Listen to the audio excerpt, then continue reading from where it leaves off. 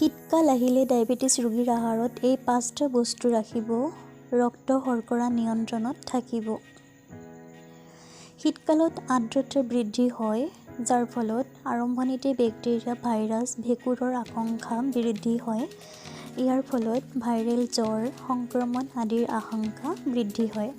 কিন্তু এইটো এটা সময় যেতিয়া শৰীৰৰ উচ্চতাৰ পৰিৱৰ্তনৰ বাবে শৰীৰে ভাৰসাম্য বজাই ৰাখিবলৈ সক্ষম হয়। এনে পৰিস্থিতিত দুৰাৰোগ্য ৰোগত আক্ৰান্ত লোকসকলে সমস্যাৰ সন্মুখীন হ'ব লগা হয়।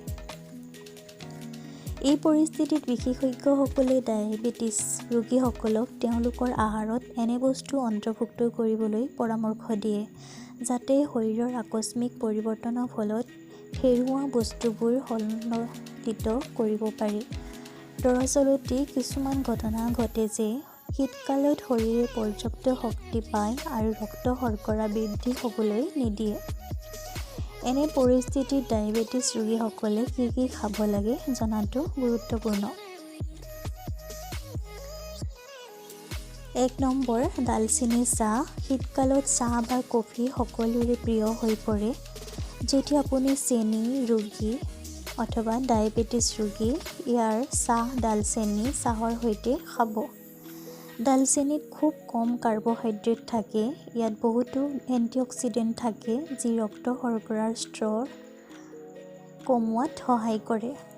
ইয়াৰ উপৰিও হৃদৰোগীসকলৰ বাবে দালচেনি চাহ অতি উপকাৰী।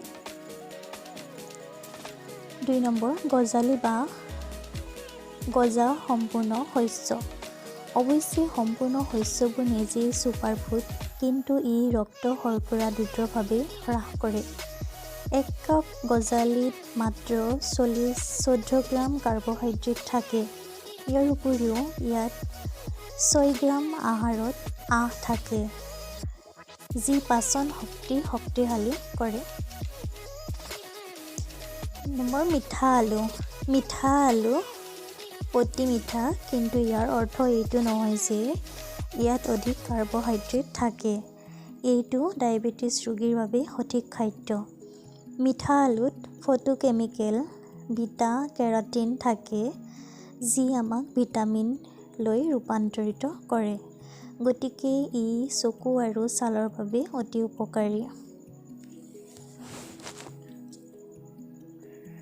ৰঙালাও গুটি। ৰঙালাও বীজত ছুপাৰফুডৰ গুণাগুণ থাকে। ডায়েবেটিছ ৰোগীসকলে শীতকালত ৰঙালাও গুটি খাব লাগে।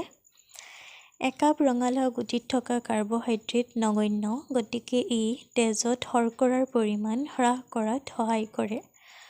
ৰঙালাও বীজত স্বাস্থ্যকৰ চৰ্বি থাকে, যি হৃদযন্ত্ৰৰ স্বাস্থ্যৰ বাবে উপকাৰী।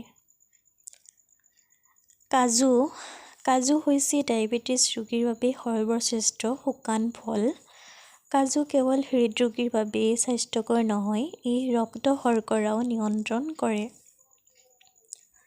কাজুত কাৰ্বহাইড্ৰেট কম আৰু স্বাস্থ্যকৰ চৰ্বি অধিক থাকে, যি শৰীৰ স্বাস্থ্যৱান ৰাখে। ইয়াৰ উপৰিও ডায়েবেটিছ ৰোগীয়ে নাৰিকল তেল, মাছ, ফ্লেক্সিড, চিয়া সিড আদি খাব লাগে। আশা কৰোঁ ভিডিঅ'টো আপোনাৰ ভাল লাগিছে। ভিডিঅ'টোত এটা লাইক কৰি দিব, চেনেলটো ছাবস্ক্ৰাইব কৰিবলৈ একেবাৰে নাপাহৰিব।